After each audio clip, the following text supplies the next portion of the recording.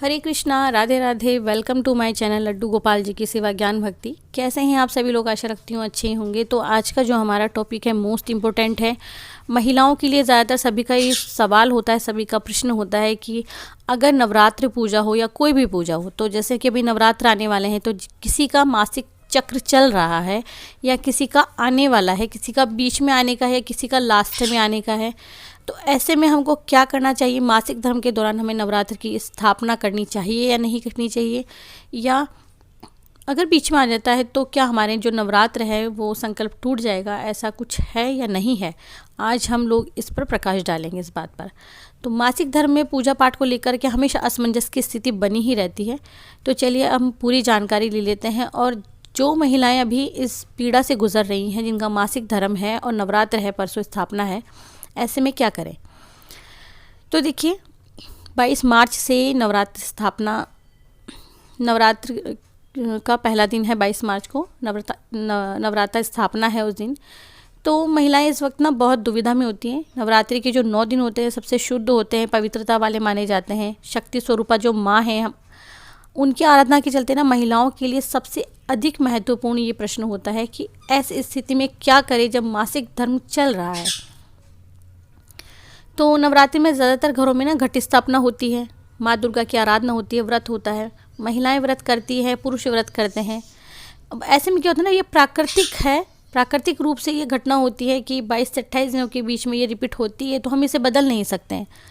तो अगर ऐसे में आपको ये समस्या है, आपको व्रत रखने की शुरुआत करनी चाहिए, नहीं करनी चाहिए, तो चलिए हम लोग जानते हैं। मासिक धर्म में ना महिलाओं को हमेशा ज़्यादातर क्या होता है, चक्कर आते हैं, भूख लगती है, थोड़ा चिड़चिड़ापन रहता है। अब ऐसे में कई लोग व्रत रखते ही नहीं हैं।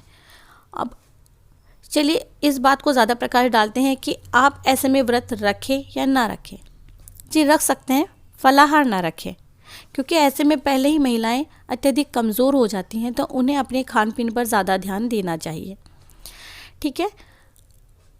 अब अगर आपका नवरात्रि स्थापना का दिन 2 दिन बाद में है और ऐसे में आपका प्रथम दिन है, मासिक धर्म चक्र चल रहा है, तो आपको क्या करना है? आप अपने घर में किसी भी व्यक्ति से, जैसे कि आपके घर में बड़े बुजुर्ग हैं, आपके पति हैं, उनसे आप नवरात्र घट स्थापना करवा सकते हो, कलश स्थापना करवा सकते हो। आप चाहें तो अखंड ज्योत भी जला सकते हैं अगर आपके अलावा घर में कोई और है। लेकिन अब स्थिति दूसरी पैदा हो जाती है, आपके पति के अलावा, आपके बच्चों के अलावा घर में कोई नहीं है। ऐसे में आप क्या करें? तो आप ना अखंड ज्योत ना जलाएं, क्योंकि जब हस्बैंड चले जाएंगे, अगर आपका बच्चा बिल्कुल छोटा है या बच्चे नहीं हैं या बच्चों के साथ नहीं रहते हैं, कोई भी परिस्थिति हो सकती है, ऐसे में आप सुबह शाम दीपक जलाएं, आरती करें। आपके पति घट स्थापना करेंगे। आप देखिए, ये इंटरनेट का ज़माना है, दुर्गा सप्तशती का पाठ आप मोबाइल के माध्यम से भी कर सकते हैं। अगर आपने व्रत नहीं छोड़ने, आपने पहले से संकल्प ले लिया है कि नहीं मैं तो नवरात्र पूरे 9 दिन के करूँगी ही करूँगी। हर साल हम लोग घट स्थापना करते हैं, हर साल हम लोग माता की पूजा करते हैं, तो हम लोग इसे इग्नोर नहीं कर सकते हैं। व्रत हमें करना ही करना है। ऐसे में आप मोबाइल इंटरनेट के माध्यम से दुर्गा सप्तशती का पाठ कर सकते हैं, आरती कर सकते हैं। किसी भी एकांत स्थान पर आप आसन लगा करके बैठ जाएं और आप ध्यान करें माता रानी का, मतलब स्नान आदि के बाद में स्वच्छ वस्त्र धारण करके, और फिर आप अपना जो ध्यान है, पूजा पाठ को अलग रख के ध्यान कर सकते हो, पाठ कर सकते हो। ऐसा नहीं है कि मासिक धर्म आ गया है तो आप दुर्गा सप्तशती का पाठ नहीं कर सकते, बिल्कुल कर सकते हो। कोई और आपको सुना सकता है या फिर आप अपने मोबाइल इंटरनेट के माध्यम से कर सकते हो। ठीक है, सबसे पहले तो ये बात हो गई है। तो ऐसा नहीं है कि, वैसे तो ना कई बार ऐसा होता है कि हमारे शास्त्रों में ये भी वर्णित है कि अगर मासिक धर्म चक्र चल रहा है तो हमें नवरात्रि के व्रत नहीं करने चाहिए। नहीं, लेकिन अगर जहाँ बात भाव और भक्ति की आ जाती है, वहाँ सब बातें पीछे रह जाती हैं। आप सभी जानते हैं कि हमारी भक्ति के आड़े कोई नहीं आ सकता, कोई नियम नहीं आ सकता है। ठीक है। तो दुर्गा सप्तशती का पाठ करने से ना और सुनने से हमें पूरे नवरात्रि के व्रत पूर्ण फल प्राप्त होता है। सबसे पहले तो ये हमने देखा। अब मानसिक जाप और मानसिक ध्यान, ये हमें ज़रूर करना चाहिए। चाहे हम खुद से पूजा कर सके या ना कर सके, आप किसी पंडित से करवा सकते हो, अपने घर में किसी कन्या से करवा सकते हो। ठीक है, जिन महिलाओं को नवरात्र के बीच में मासिक धर्म आ जाए उन्हें निराश होने की ज़रूरत नहीं है। इस दौरान उनके लिए ज़रूरी है कि दुर्गा माँ का मानसिक जाप और ध्यान वो कैसे करें, उसके लिए मैंने आपको बता दिया है। और माँ भगवती ना आपकी, मेरी या सभी की मनोकामनाएं पूर्ण करेंगी, क्योंकि ये प्राकृतिक धर्म चक्र है, इसे रोका नहीं जा सकता। अब अगर आखिरी व्रत तक अगर मासिक धर्म आ जाता है तो हमें क्या करना है। अगर आपने पहला व्रत कर लिया है और आपको आखिरी व्रत तक मासिक धर्म की शिकायत हो गई तो आपने क्या करना है, आखिरी व्रत ज़रूर से करना है। कुछ नियमों की पालना करनी होती है, वो क्या है मैं बताती हूँ। नवरात्रि में जिस समय आपका मासिक धर्म खत्म हो जाए ना, उस समय नहाकर साफ सुथरे वस्त्र पहन करके आपको माँ भगवती की पूजा करनी है। कहने का मतलब है, अगर ऐसा है कि 2 या 3 दिन बाद में आप मंदिर जा सकते हो, पूजा कर सकते हो, तो उसके बाद में आपको माँ भगवती की पूजा कर लेनी है। वो आपका जो पूजा है वो पूर्ण हो जाएगी। और आप चाहे तो फिर जो भी किसी भी कन्या को आप जो आपसे बन पड़े वो दान दे सकते हो।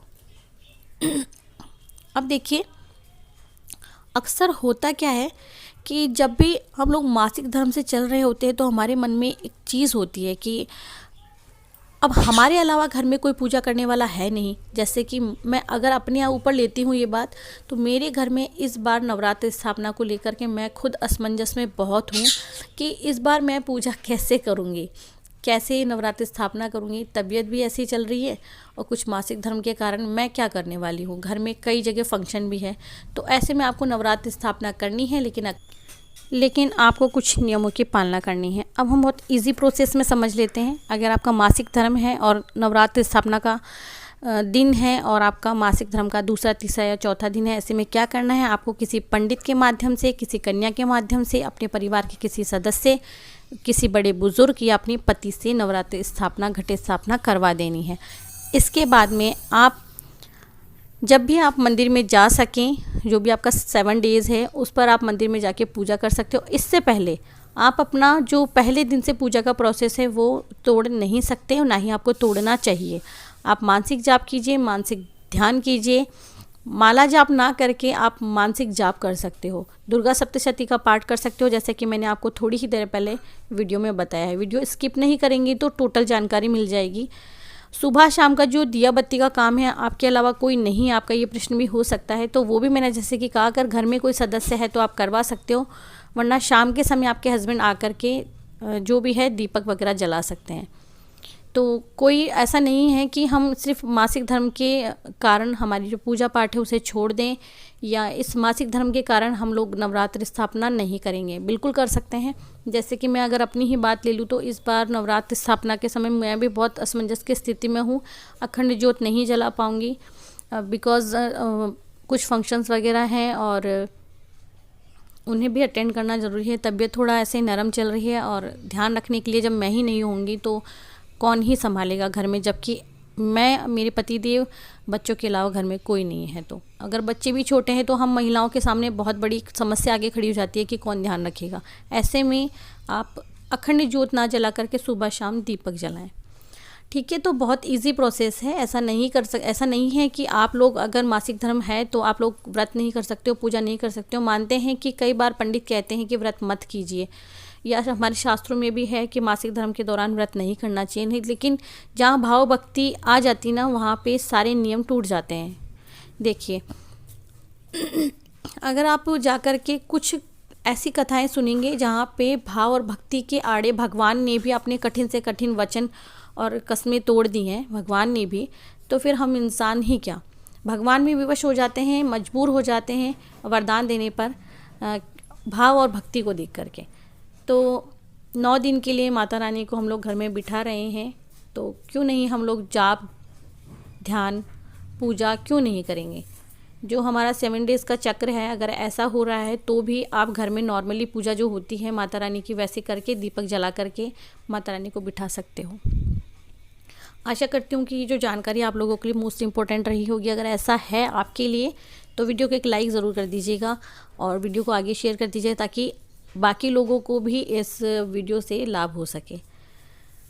और साथ ही में ना, क्योंकि नवरात्रे हैं, ये जो शारदीय नवरात्रि होते हैं, चैत के नवरात्रि, ये बड़े नवरात्रि होते हैं हमारे लिए, और हम ये 2 नवरात्रि ज़रूर से बिठाते हैं। तो इसमें एक प्रश्न ये भी होता है कि क्या हम ज्वारे बो सकते हैं ऐसे में किसी से? तो बिल्कुल ज्वारे बो सकते हो आप घर में, या जैसे कि मैंने आपको बताया, आप नौकरी पेशा है, कहीं जाते हैं, मासिक धर्म का चक्र है, तो आप बिना ज्वारों के, बिना अखंड ज्योत के भी सुबह शाम माता रानी को बिठा करके पूजा कर सकते हो। जय श्री राधे, जय श्री कृष्णा, जय माता दी, हैप्पी नवरात्रि।